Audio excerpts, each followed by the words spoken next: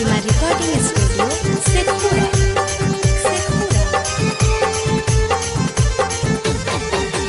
Mix by Shailendra Babu. मिलाई बाऊ तोरे अपन चुनमा में छौरी, खैनी मिलाई बाऊ तोरे अपन चुनमा में छौरी, तयबरी काशी के लगाई बाऊ रंग बैलुनमा में छौरी, तयबरी काशी के लगाई बाऊ रंग बैलुनमा में छौरी, लगाई बाऊ रंग बा तोरा इंजनमा में छौरी, लगाई बाऊ रंग बा तोरा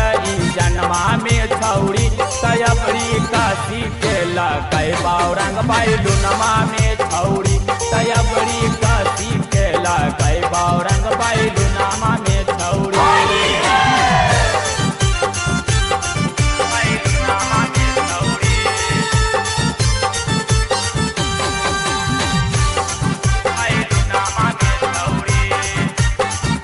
माँ प्रतिमा रिकॉर्डिंग स्टूडियो शेखपुरा।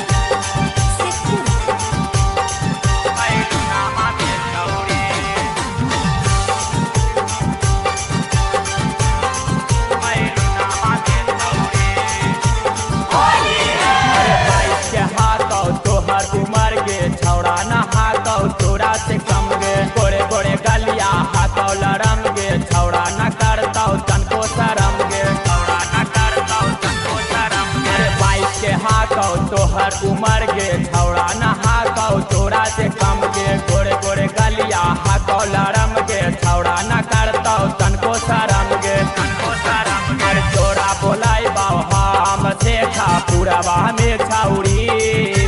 तोरा बोलाई बाऊ हम शेखा पुरवा में छौरी, तबरी काशी के लगाई बाऊ रंग बैलुनमा में छौरी, तबरी काशी के लगाई बाऊ रंग बैलुनमा में छौरी।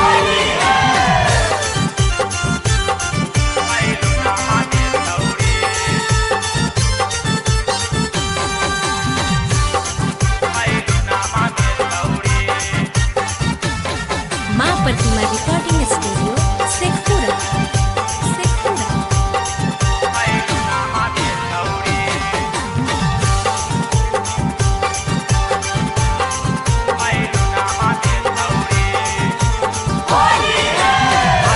पांडे के सुना ही गाना, राइटर नीतीश के हाथी दीवाना, होली में चालो ही मारी के खोज गे, ऐरन देता होली में डोज गे, ऐरन देता होली में डोज गे, आरती पांडे के सुना ही गाना, राइटर नीतीश के हाथी दीवाना, होली में चालो ही मारी के खोज गे, ऐरन देता होली में डोज गे, होली में डोज गे, खैनी मिलाई बाऊ तोरे अपन चुनमा में छौरी,